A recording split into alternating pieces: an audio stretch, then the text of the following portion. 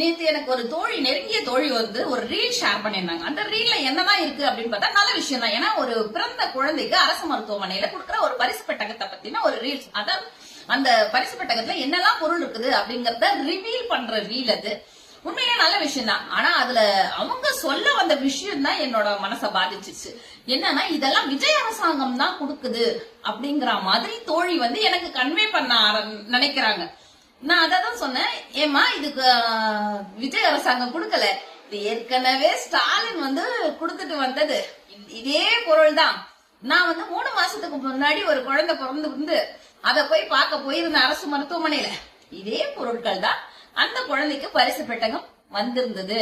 இதுக்கு முன்னாடி நிறைய குழந்தைகளை நான் இந்த பரிசு பெட்டகத்தோட நான் பார்த்திருக்கேன். எனக்கு தெரியும், நீ வந்து இந்த மாதிரி தப்பா வந்து புரிஞ்சுக்கிட்டு கொண்டு வராதுன்னு.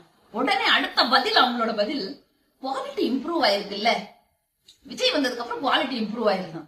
நீ முன்னாடி என்ன பொருள் கொடுத்தாங்கன்னு உனக்கு தெரியுமா? தெரியாது. ஏன்னா இந்த இலைட் கம்யூனிட்டியோட பிரச்சனையே இதுதான்.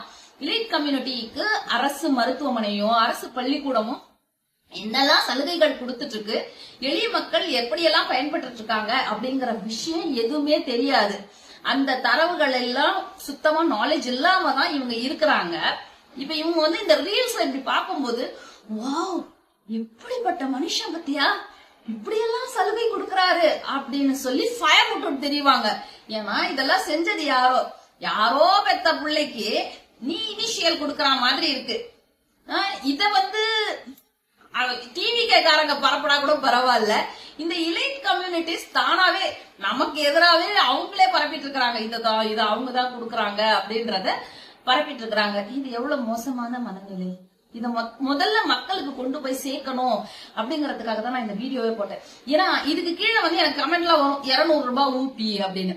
நான் 200 ரூபாய் ஊப்பியா கூட இருந்துட்டு போறேன். ஆனா இந்த வீடியோக்கான உண்மை நிலை தானே. இது வந்து ஸ்டாலினோட திட்டத்துக்கு ஏன்டா உங்க பேரை வச்சுக்கிறீங்க?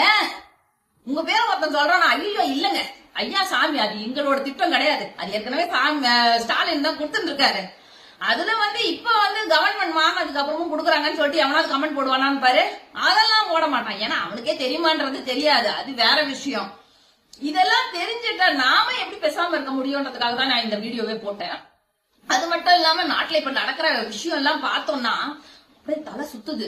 ஒருத்த வந்து மக்கள் போராடுற மக்களை எல்லாம் பார்த்து நாயின்றான். ஒரு சில, அதாவது தெருநாயம், ஒரு சில நாய்களுக்கு பிஸ்கெட் போடலாம், ஒரு சில நாய்கள் வந்து பிரியாணி போட்டாதான் அடங்கும், சிக்கன் பிரியாணி போட்டாதான் அடங்கும்னுவான். அதை எதிர்த்து நாம கேள்வி கேட்க கூடாது.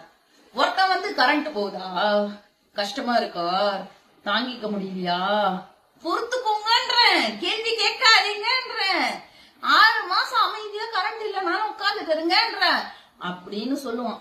அதுக்கடுத்து சோலார் சிஸ்டம் பண்ணுவான். சோலார் சிஸ்டம்னா என்ன அப்படின்றது கூட அவனுக்கு தெரியாது. ஆனா அவன் அப்படி சொல்லுவான். அவனை எதிர்த்து நாம கேள்வி கேட்போம். இதெல்லாம் கேள்வி கேட்டோம்னா என்ன சொல்லுவான்னா 200 ரூபாய் ஊப்பி. இப்ப இந்த வீடியோ கீழயும் நிறைய 200 ரூபாய் ஊப்பி 200 ரூபாய் ஊப்பின்னு கமெண்ட் வந்துட்டே இருக்கும். எங்களுக்கு தெரியாம நான் இன்னும் வீடியோ போட்டுட்டு இல்ல, தெரியும். அடுத்து எனக்கு கமெண்ட் எல்லாம் வருது, எவ்வளவுதான் திட்டாலும் நீ வீடியோ போட்டுட்டே இருக்கியே, எவ்வளவுதான் திட்டினாலும் நீ போஸ்ட் போட்டுட்டே இருக்கியே அப்படின்னு. நீ திட்டுறதுக்காக எல்லாம் பயந்து ஓடிடுவாங்களாடா?